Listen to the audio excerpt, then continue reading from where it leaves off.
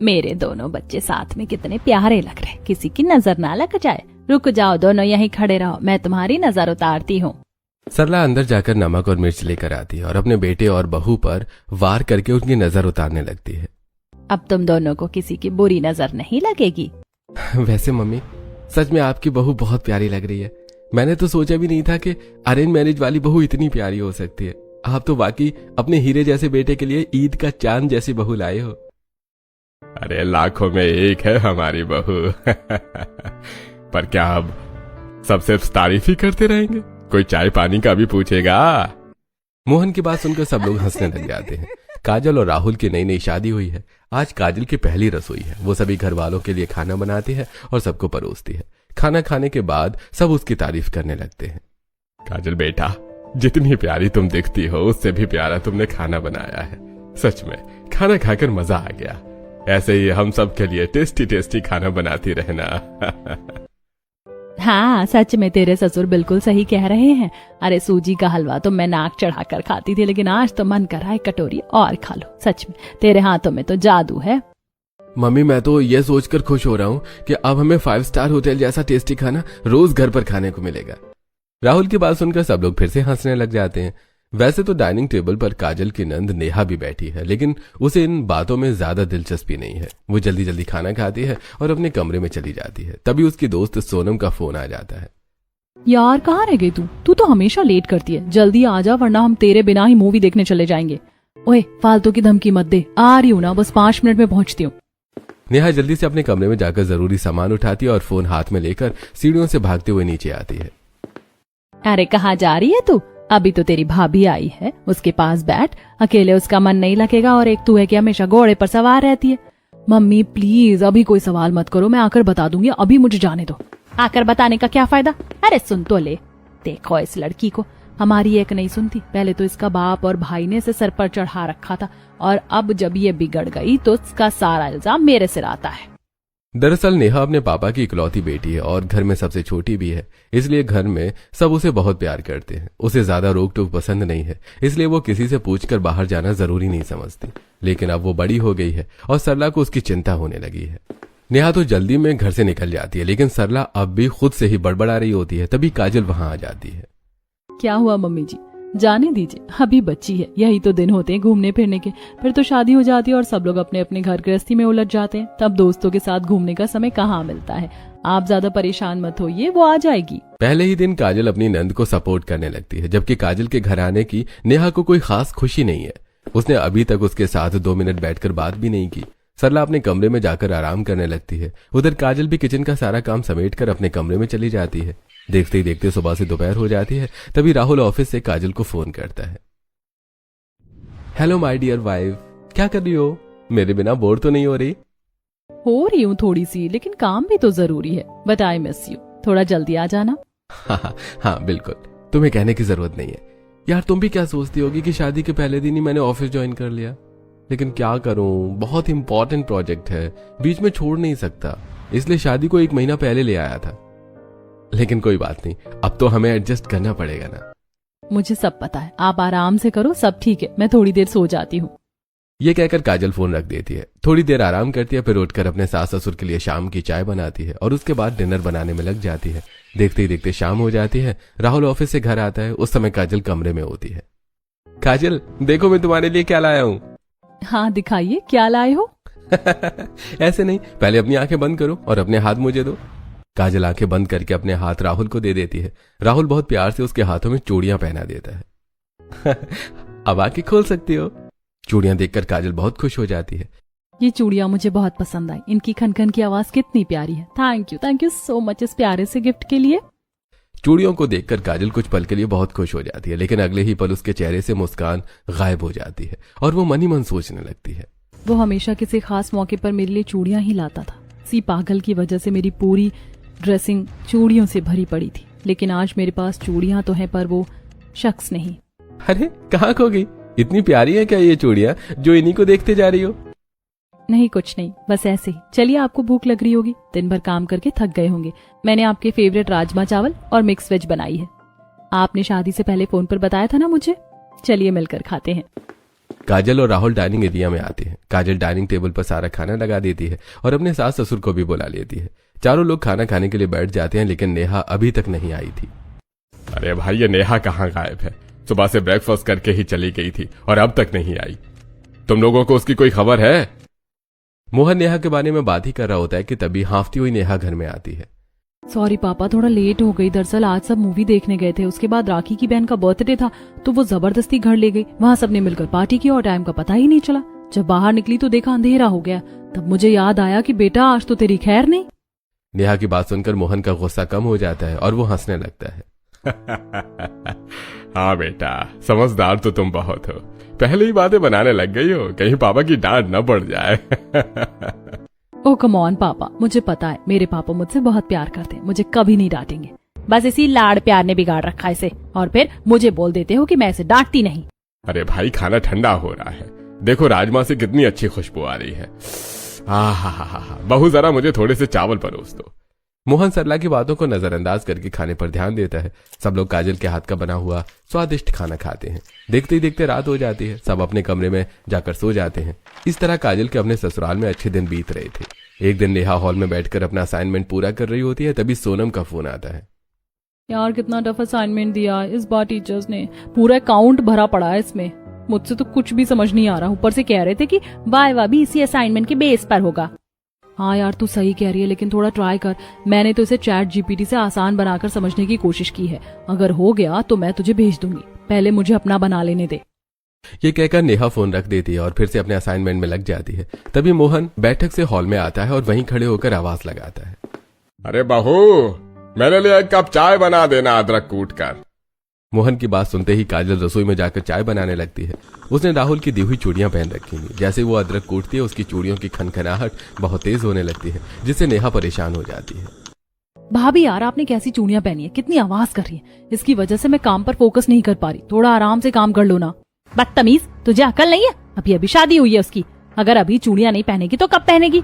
और तेरी भी शादी की उम्र हो गई है, क्या तू ससुराल में जाकर ऐसे बोलेगी? ओ मम्मी प्लीज, आप मुझसे ये सब एक्सपेक्ट मत करो। क्या मैं भी ऐसी टिपिकल बहू बनकर रहूंगी? ये कहकर नेहा अपना सारा सामान उठाती है और सीधे कमरे में अपने चली जाती है।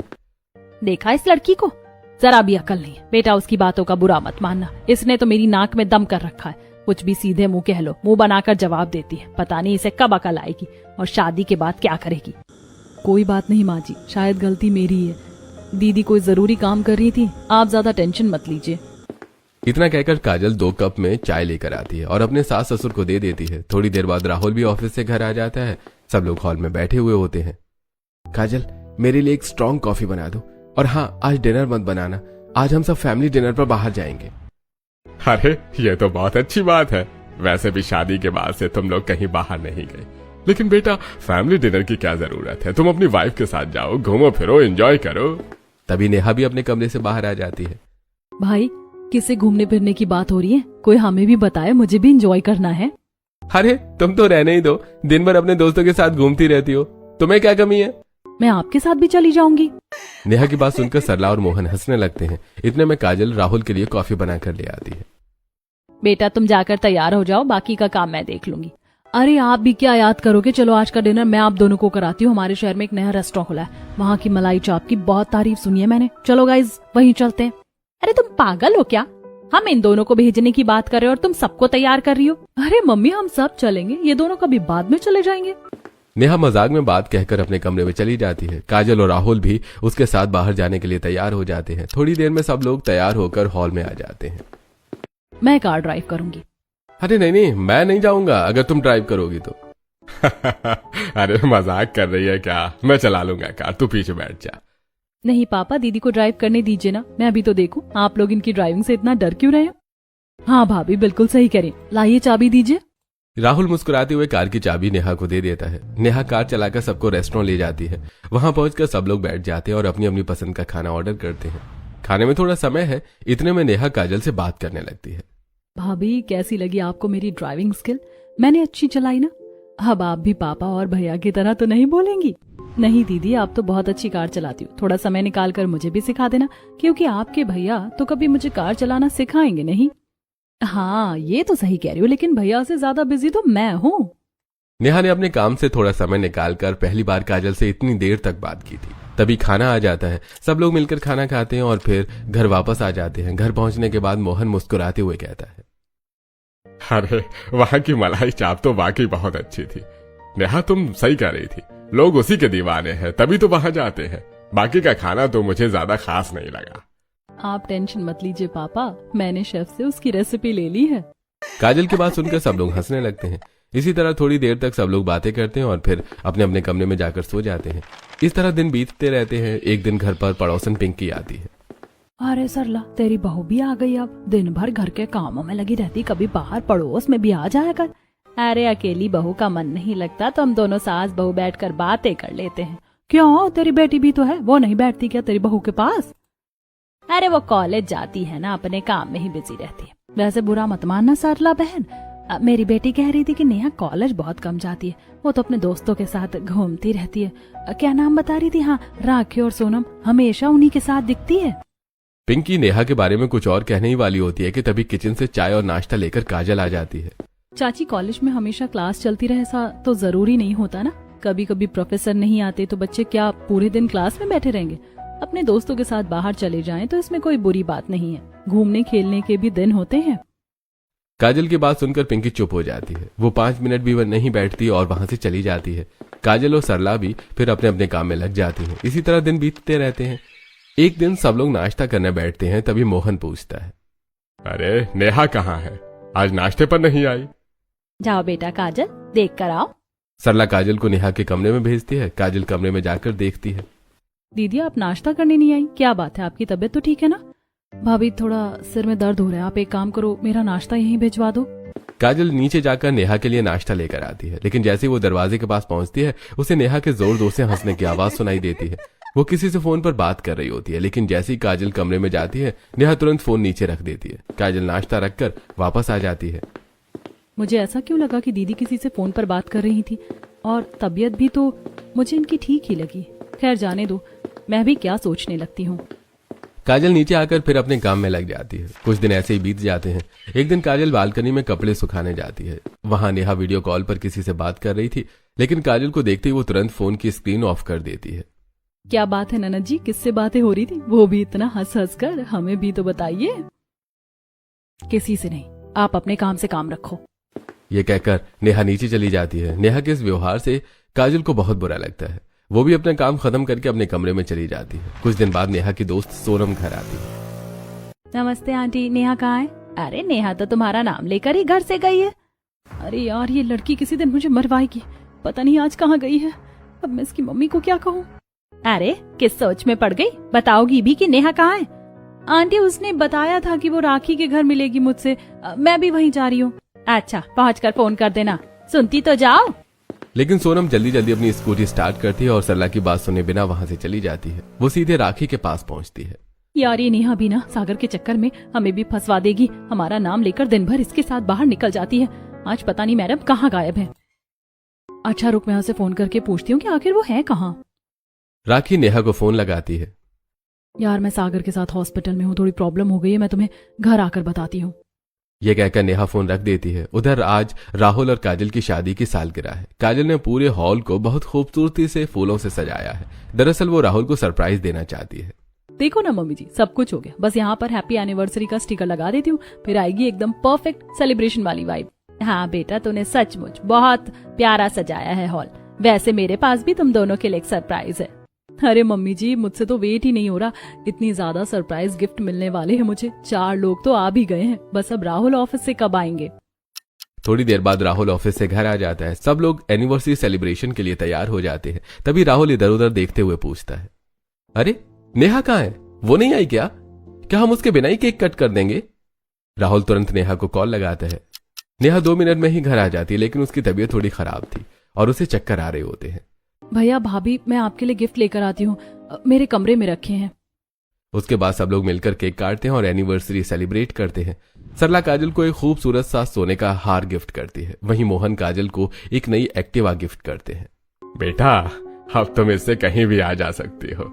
जब तक तुम कार चलाना नहीं सीख लेती तब तक इसे ही चला लेना। वैसे भी तुम्हारे पापा कह रहे थे कि तुम्हें एक्टिवा का बहुत शौक है। हाँ पापा, सच में ये तो मेरे लिए बेस्ट गिफ्ट है। सब लोग काजल को गिफ्ट देते हैं। तभी राहुल को नेहा की याद आती है। अरे नेहा को तो देख लो जाकर, आखिर वो हमारे लिए ऐसा कौन सा स्पेशल गिफ्ट लाने वाली है जो उसे इतनी देर हो गई। काजल नेहा के कमरे में जाकर देखती है, लेकिन वहां नेहा नहीं होती। तब काजल वॉशरूम का दरवाजा खटखटाती है। नेहा वॉशरूम का दरवाजा खोलती है, लेकिन उसे बार बार उल्टियां हो रही होती हैं। नेहा की ऐसी हालत देखकर काजल सोच में पड़ जाती है। पहले दीदी को चक्कर आ रहे थे और अब इस तरह उल्टी कर रही हैं। ये सिम्टम्स तो मुझे नॉर्मल नहीं लग रहे, कुछ तो बात है। नेहा क्या हुआ तुम्हें? तुम्हारी तबीयत खराब है? तुम्हारे भैया को बोलकर डॉक्टर को बुलाऊं क्या? नहीं भाभी नहीं, कुछ नहीं हुआ। आज राखी ने पता नहीं कैसी बर्गर और कोल्ड ड्रिंक पिला दी, शायद उसी की वजह से फूड पॉइजनिंग हो गई। मैंने दवाई ले ली है, थोड़ी देर में ठीक हो जाऊंगी। ये कहकर नेहा काजल को अपने कमरे से बाहर भेज देती है। थोड़ी देर बाद नेहा अपनी दोस्त से फोन पर बात करने लगती है और काजल दरवाजे के बाहर खड़ी उसकी बातें सुन लेती है। सोनम यार, बहुत बड़ी मुसीबत आ गई मेरे सिर पर। मैंने नहीं सोचा था कि मेरे साथ इतना बुरा होगा। मुझे नहीं पता अब क्या करूं। तुम दोनों कल मेरे घर आ जाना। नेहा फोन पर ज्यादा कुछ नहीं बताती, इसलिए काजल को कुछ समझ नहीं आता। वो नीचे चली जाती है जहां सब लोग बैठे होते हैं। थोड़ी देर बाद सब अपने अपने कमरों में जाकर सो जाते हैं। अगली सुबह होती है, सब लोग डाइनिंग टेबल पर नाश्ता कर रहे होते हैं, लेकिन आज भी नेहा नाश्ता करने नहीं आती। तब काजल ही उसके लिए ब्रेकफास्ट लेकर उसके कमरे में जाती है। थोड़ी देर बाद नेहा की दोस्त सोनम और राखी भी वहां आ जाती है। नेहा उन्हें अंदर बुलाकर कमरे का दरवाजा बंद कर लेती है। ऐसी कौन सी बात है जो दीदी को दरवाजा बंद करके करनी पड़ रही है? मुझे तो दाल में कुछ काला लग रहा है, कहीं कुछ गड़बड़ तो नहीं? इससे पहले कि काजल कुछ और सोच पाती, वो रसोई में चली जाती है और सबके लिए कॉफी बनाने लगती है। जैसे ही काजल कॉफी लेकर नेहा के कमरे के बाहर आती है, उसे अंदर से नेहा की आवाज सुनाई देती है। यार तुम ही समझाओ उसे, वो पागल हो गया है। देखो इसमें मेरी अकेले की गलती नहीं है, वो भी मेरे साथ शामिल था, लेकिन अब वो मेरा फोन ही नहीं उठा रहा। कल हॉस्पिटल के बाद से ही कहीं गायब हो गया है। अगर वो फोन नहीं उठाएगा तो तुम क्या करोगी? मैं सच कह रही हूँ नेहा, तुम अबॉर्शन करवा लो। यार तुम पागल हो क्या? डॉक्टर ने कहा है कि 3 महीने पूरे हो गए, अब अबॉर्शन करवाना खतरे से खाली नहीं है। जैसे ही काजल को ये बात पता चलती है, उसे सब समझ में आ जाता है। हे भगवान, ये क्या कर दिया दीदी ने? ये तो प्रेग्नेंट है। काजल दरवाजा खटखटाती है। सोनम उठकर दरवाजा खोल देती है। काजल ऐसे बर्ताव करती है जैसे उसने कुछ भी नहीं सुना हो। थोड़ी देर बाद सोनम और राखी वहां से चली जाती है। काजल नेहा के कमरे में आती है। नेहा फोन पर जोर जोर से बात कर रही होती है और रो भी रही होती है। सागर, अगर मुझे पता होता कि तुम इतने बुरे निकलोगे तो मैं तुमसे कभी प्यार नहीं करती और तुम्हारी बात कभी नहीं मानती। तुमने तो अब अपना पल्ला झाड़ लिया, लेकिन मैं इस 3 महीने के बच्चे को लेकर कहाँ जाऊं? मैं तो समाज में मुंह दिखाने के लायक भी नहीं रही। यार मैंने जानबूझकर नहीं किया है। तुम्हें पता है ना मेरे घर वाले कितने स्ट्रिक्ट है। मैं तुमसे शादी नहीं कर सकता। अब तुम्हें ही खुद को संभालना होगा। यह कहकर सागर फोन रख देता है। जब नेहा उसे दोबारा फोन करने की कोशिश करती है तो उसका नंबर नहीं लगता, यानी सागर ने नेहा को ब्लॉक करके उससे पीछा छुड़ा लिया है। तभी काजल कमरे में आती है। दीदी आपको रोने की जरूरत नहीं है, मैंने आपकी सारी बातें सुन ली हैं। जब नेहा को पता चलता है कि काजल ने सब कुछ सुन लिया है तो वो बेड से उठकर काजल के गले लगकर फूट फूट कर रोने लगती है। भाभी मुझसे बहुत बड़ी गलती हो गई, अब मैं क्या करूं? मैं कहाँ जाऊं? सागर ने तो मेरा नंबर भी ब्लॉक कर दिया। अगर उसने मुझसे शादी नहीं की तो मैं खुद को खत्म कर लूंगी। नहीं, तुम पागल हो क्या? ऐसा क्यों सोच रही हो? तुम्हें ऐसा कुछ भी नहीं करना है। मैं हूं तुम्हारे साथ, सब ठीक हो जाएगा। तुम रोना बंद करो। काजल नेहा को समझाती है। थोड़ी देर बाद शाम हो जाती है। काजल अपने घर के कामों में व्यस्त हो जाती है, लेकिन उसका पूरा ध्यान अब नेहा की स्थिति पर ही होता है। तभी उसे अपने पुराने बॉयफ्रेंड गौरव की याद आती है। अगली सुबह काजल गौरव को फोन करती है। मुझे पता था तुम मुझे फोन जरूर करोगी, मैंने तुम्हारा बहुत इंतजार किया है। अरे पागल, मेरी शादी हो चुकी है, ऐसी बातें करने का समय नहीं है मेरे पास। तुम ये बताओ, क्या आज तुम मुझसे हमारी पुरानी वाली जगह पर मिल सकते हो? हाँ हाँ बिल्कुल, मैं तुम्हारे लिए कुछ भी कर सकता हूँ। ये कहकर काजल फोन रख देती है। काजल बाजार जाने का बहाना बनाकर घर से निकलती है। सामने ही उसे गौरव खड़ा दिखाई देता है। गौरव काजल को देखकर भावुक हो जाता है, लेकिन काजल उसे संभाल लेती है। हाँ बताओ, तुम्हें मेरी क्या मदद चाहिए? काजल गौरव को सारी बातें बता देती है। पता नहीं कैसे लड़के होते हैं जो ऐसा कर देते हैं। एक मैं हूँ जो आज भी तुम्हें पाने के लिए तरस रहा हूँ। अगर उस समय हमारे माँ बाप इंटरकास्ट शादी के लिए मान जाते तो आज हम दोनों खुशी खुशी साथ होते। लेकिन अगर हमारी शादी नहीं हो पाई तो क्या हुआ? मैं तुम्हारी नंद के काम आ सकता हूँ और मैं जरूर आऊंगा। दरअसल काजल और गौरव एक ही कॉलेज में पढ़ते थे और दोनों शादी करना चाहते थे, लेकिन उनके माता पिता ने इंटरकास्ट की वजह से शादी से मना कर दिया था। दोनों ने बहुत कोशिश की, लेकिन सारी कोशिशें नाकाम रहीं। आखिरकार दोनों ने आपसी समझ से अलग होना ही बेहतर समझा। गौरव को सब कुछ बताने के बाद काजल घर लौट आती है। घर पहुंचते ही काजल नेहा के कमरे में जाती है। नेहा, अगर तुम ऐसे ही बंद कमरे में रहोगी तो सबको शक हो जाएगा। तुम अपने कॉलेज जाओ, दोस्तों से मिलो, कुछ भी खराब नहीं हुआ, सब ठीक हो जाएगा। भाभी दोस्तों के साथ तो नहीं, लेकिन मैं आपके साथ बाहर जा सकती हूँ। चलो ठीक है, कल हम शॉपिंग करने जाएंगे और बाहर खाना खाएंगे, परसों मूवी देखने चलेंगे। आगे का प्लान उसकी बात करेंगे। काजल की बातें सुनकर नेहा हल्का सा मुस्कुरा देती है। चलो, आखिर दीदी के चेहरे पर मुस्कान तो आई। इसके बाद काजल अपने कमरे में चली जाती है और घर के बाकी काम निपटाने लगती है। अगले दिन दोनों नंद भाभी तैयार होकर बाजार जाती हैं। अब नेहा की प्रेगनेंसी को 5 महीने हो चुके हैं और उसका बेबी बम्प भी दिखने लगा है। बाजार में उन्हें पड़ोसन सविता और पिंकी मिल जाती हैं। पिंकी, तुझे दाल में कुछ काला नहीं लग रहा? पहले तो ये नेहा अपने दोस्तों के साथ उछलती कूदती फिरती थी, लेकिन अब पूरा दिन घर में रहती है। और देखा, आज बाहर आई भी है तो अपनी भाभी के साथ। हाँ बहन, तुम सही कह रही हो, मुझे भी ऐसा लग रहा है। और देखो, इसका पेट भी थोड़ा मोटा लग रहा है, कहीं ये माँ तो नहीं बनने वाली? अरे तो सही कह रही हो, मेरी बेटी भी कुछ ऐसा ही बता रही थी, जरा भी शर्म नहीं आई इसे ऐसा मुंह काला करवाते हुए। चल मूवी देखने चलते हैं, ऐसी लड़कियां तो पूरे मोहल्ले के लिए भी नुकसान होती हैं। दोनों नेहा को देखकर मुंह बना लेती हैं और वहां से चली जाती हैं। काजल नेहा को संभालती है और दोनों शॉपिंग करने चली जाती हैं। काजल पहले से ही गौरव को भी वहां बुला लेती है। काजल जानबूझकर साड़ियों के काउंटर पर चली जाती है और नेहा को जीन्स वाले काउंटर पर छोड़ देती है। अचानक नेहा का पैर फिसलता है और वो गिरने ही वाली होती है कि तभी गौरव तुरंत आकर उसका हाथ पकड़ लेता है। अरे संभल कर, आपको ऐसी हालत में ज्यादा झुकना मोड़ना नहीं चाहिए। बताइए क्या लेना है, मैं निकाल देता हूँ। नहीं कुछ नहीं, मैं अपनी भाभी के साथ आई हूँ, पता नहीं वो कहाँ चली गई। अरे वो अपनी शॉपिंग कर रही होगी, चलिए मैं आपकी शॉपिंग करवा देता हूँ। सागर के जाने के बाद नेहा की जिंदगी में बहुत भरोसे की कमी हो गई थी। अब वो किसी भी लड़के से बात करना पसंद नहीं करती थी, लेकिन गौरव का व्यवहार उसके लिए बहुत मीठा और सम्मानजनक था, इसलिए वो उसे मना नहीं कर पाती। इस तरह गौरव उसकी शॉपिंग में मदद करता है। थोड़ी देर में काजल भी वहां आ जाती है। अरे वाह दीदी, आपने तो सारी शॉपिंग कर ली। हाँ, इनकी वजह से, इन्होंने तो जबरदस्ती मेरी पूरी शॉपिंग करवा दी। अरे वाह, आपकी पसंद तो बहुत अच्छी है। चलिए, आपने इतनी तकलीफ की है तो हमारा भी कुछ फर्ज बनता है। सामने ही डोमिनोज है, हम वहां जाकर पिज्जा खाते हैं।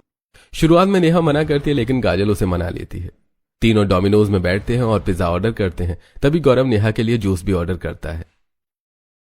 नेहा, तुम्हें जूस पीना चाहिए, पिज्जा तुम्हारे लिए अभी अनहेल्दी है। इस तरह तीनों साथ बैठकर खाना खाते हैं। नेहा जूस पीती है। खाने के बाद गौरव नेहा का हाथ पकड़कर उसे धीरे धीरे सीढ़ियों से नीचे उतारता है और कार तक छोड़कर आता है। गौरव के जाने के बाद काजल नेहा से कहती है, कितना प्यारा लड़का है ना, पहली बार मिले लेकिन ऐसा लग रहा है जैसे कब से हमारे साथ हो। नेहा इस बात पर ज्यादा कुछ नहीं बोलती। इस तरह दोनों नंद भाभी घर लौट आती हैं। घर पहुंचने पर सरला उनसे कहती है, आज तो दोनों नंद भाभियों ने खूब शॉपिंग की है। अरे अब हमारी भी खबर ले लो, तुम्हारे पापा कब से पूछ रहे तुम दोनों के बारे में। मम्मी, मॉल में जाकर पता ही नहीं चला कि कब दोपहर से शाम हो गई। मैं अभी पहले आप दोनों के लिए कड़क चाय बनाती हूँ, फिर खाना बना देती हूँ। काजल किचन में खाना बनाने लगती है और नेहा सीधे अपने कमरे में चली जाती है। नेहा को इतना चुप देखकर उसकी माँ भी हैरान होती है। अपने बेबी बम्प को छुपाने के लिए वो कमरे से बहुत कम बाहर निकलती है और ढीले कपड़े पहनती है। इसी तरह कुछ दिन बीत जाते हैं। एक दिन काजल बहुत उत्साहित होकर नेहा के कमरे में आती है। नेहा, आज घर पर मम्मी पापा भी नहीं है और राहुल भी ऑफिस से देर से आएंगे। हम दोनों यहाँ क्या करेंगे, चलो मूवी देखने चलते हैं। काजल थोड़ा कहकर नेहा को मूवी के लिए मना लेती है, लेकिन जैसे ही दोनों घर से थोड़ी दूर निकलते हैं उनकी कार पंक्चर हो जाती है। ओह, इस बीच रास्ते में हमारी मदद कौन करेगा, लगता है आज का दिन ही खराब है। तभी कुछ देर में गौरव अपनी कार लेकर वहां पहुंच जाता है। अरे आप दोनों यहाँ क्या कर रही हो? अच्छा हुआ आप आ गए, हमारी कार में पंक्चर हो गया। हम मूवी देखने जा रहे थे, लेकिन अब तो ना मूवी देख सकते हो ना ही घर जा सकते हैं। अरे क्यों नहीं, आप मूवी देखोगी और घर भी जाओगी। चलो आप मेरी कार में बैठो, मैं मैकेनिक को भेजकर आपकी कार का पंक्चर ठीक करवा देता हूँ। इस तरह गौरव पहले दोनों को मूवी दिखाने ले जाता है और फिर उन्हें उनकी कार के पास छोड़ देता है। थैंक यू गौरव, अगर तुम नहीं आते तो हमें हमारे घर वालों में से किसी को बुलाना पड़ता। अरे इसमें थैंक यू की कोई बात नहीं है। हाँ, अब मैं चलता हूँ, मम्मी पापा मेरा इंतजार कर रहे होंगे। ये कहकर गौरव वहां से चला जाता है। काजल और नेहा भी घर लौट आती हैं। ऐसे कुछ दिन बीत जाते हैं। एक दिन नेहा काजल से कहती है, भाभी मुझसे शादी कौन करेगा, मैं बिना शादी के प्रेग्नेंट हो गई हूँ। अगर मेरी डिलीवरी भी ऐसे ही हो गई तो मम्मी पापा की बहुत बदनामी होगी। नेहा, आप गलत सोच रही हो, आप मुझे बताओ आपको गौरव कैसा लगता है। भाभी, मेरे पसंद करने से क्या होगा, मुझे तो वो अच्छा लगता है, वो बहुत केयरिंग है, लेकिन वो मुझ जैसी 7 महीने प्रेग्नेंट लड़की से शादी क्यों करेगा। उसकी चिंता आप मत करो, मैं उससे बात करूंगी, वो मान जाएगा, वो सच में बहुत अच्छा इंसान है। काजल नेहा की मर्जी जानकर गौरव से शादी के बारे में बात करती है। गौरव, क्या तुम मेरी ननद से शादी करने के लिए तैयार हो? क्या तुमने अपने घर पर बात की? काजल तुम चिंता मत करो, मैंने मम्मी पापा को सब बता दिया है। थैंक यू गौरव, तुमने मेरे सिर से बहुत बड़ी परेशानी हटा दी। सच में तुम बहुत अच्छे हो, बस शायद हमारा मिलना ही नसीब में नहीं था। तुम कल ही अपने मम्मी पापा के साथ घर आ जाना। ये कहकर काजल फोन रख देती है और ये खुशखबरी हॉल में बैठे मोहन और सरला को जाकर बताती है। मम्मी पापा, अब आपको ज्यादा परेशान होने की जरूरत नहीं। नेहा के लिए मैंने एक लड़का ढूंढ लिया, वो नेहा से शादी करने के लिए तैयार है और उसे उसकी प्रेगनेंसी से भी कोई समस्या नहीं है। क्या सच में बेटा, तू सच कह रही है? भगवान का लाख लाख शुक्र है, वरना नेहा ने तो हमें कहीं मुंह दिखाने लायक नहीं छोड़ा था। मुझे तो दिन रात यही चिंता लगी रहती थी कि इसे कौन अपनाएगा। हाँ बेटा, सच में भगवान हर किसी को तेरे जैसी बहू और बेटी दे। आज तूने हमारी इज्जत बचा ली। अगर घर पर ही बच्चा हो जाता तो लोगों को क्या क्या जवाब देते हम। मम्मी पापा, अब आप इन सब बातों के बारे में मत सोचिए, कल वो लोग घर आ रहे हैं। अगले दिन गौरव अपनी मम्मी पापा के साथ नेहा का हाथ मांगने के लिए घर आता है। सभी लोग हॉल में बैठकर बातें करते हैं। देखिए, हमें शादी से कोई समस्या नहीं है। जब हमारे बेटे का बच्चा है तो हम इसे खुशी खुशी स्वीकार करेंगे। ये सुनकर नेहा चौंक जाती है। तभी काजल दोनों को अकेले में बात करने के लिए भेज देती है। आपने अपने मम्मी पापा को क्या बताया? यही कि तुम मेरी गर्लफ्रेंड हो और यह बच्चा हमारा है। और हाँ, इस रिश्ते की शुरुआत करने से पहले मैं तुम्हें एक बात बता दूं, काजल मेरी बहुत अच्छी दोस्त है। हम दोनों कॉलेज टाइम से दोस्त हैं। उम्मीद है तुम्हें हमारी दोस्ती से कोई समस्या नहीं होगी। नहीं, मुझे कोई समस्या नहीं है। थोड़ी देर बाद दोनों वापस हॉल में आ जाते हैं। सभी लोग बैठकर बातें करते हैं और शादी की तारीख तय कर देते हैं। इसी तरह कुछ दिन बीत जाते हैं। आज आखिरकार नेहा और गौरव की शादी का दिन आ जाता है। काजल ने खुशी खुशी सारी तैयारियां की हैं। लाल जोड़े में नेहा बहुत सुंदर लग रही है, लेकिन उसका बेबी बम्प साफ दिखाई दे रहा है। काजल नेहा को पकड़कर मंडप तक लेकर आती है। नेहा थोड़ी घबराई हुई है, लेकिन गौरव उसे संभालता है। नेहा, अब तुम अकेली नहीं हो, मैं तुम्हारे साथ हूँ। ये बच्चा हमारा आने वाला बच्चा है और मैं ये सोचकर बहुत खुश हूँ। तुम लंबी लंबी सांस लो और बिना टेंशन के शादी करो। ये सुनकर नेहा थोड़ा मुस्कुराती है। काजल आगे बढ़कर दोनों का गठबंधन कर देती है। 7 फेरे होते हैं और इस तरह दोनों हमेशा हमेशा के लिए पति पत्नी के बंधन में बंध जाते हैं। सरला खुशी खुशी अपनी बेटी को विदा करती है। नेहा की विदाई पर सबकी आंखें नम हो जाती हैं, लेकिन सभी को यह संतोष है कि उसकी डिलीवरी से पहले ही उसकी शादी हो गई। नेहा के जाने के बाद राहुल काजल से कहता है, काजल, सच में तुमने साबित कर दिया कि एक अच्छी बहू वही होती है जो अपने ससुराल के बारे में सोचती है। तुमने इतनी बड़ी बात अपने घर वालों से भी छिपा कर रखी। तुम बहुत अच्छी हो। हाँ बहू, भगवान ने हमें बहू के रूप में एक बेटी भी दे दी। अरे आप लोग ये सब छोड़िए। मोहल्ले वाली आंटियों के तो चेहरे देखने लायक थे। कह रही थी मान गए हम, नेहा ने जिससे प्यार किया उससे शादी भी की। ये सुनकर सब हंसने लगते हैं और इस तरह धीरे धीरे सब अपनी जिंदगी में फिर से खुशियों के साथ जीने लगते हैं।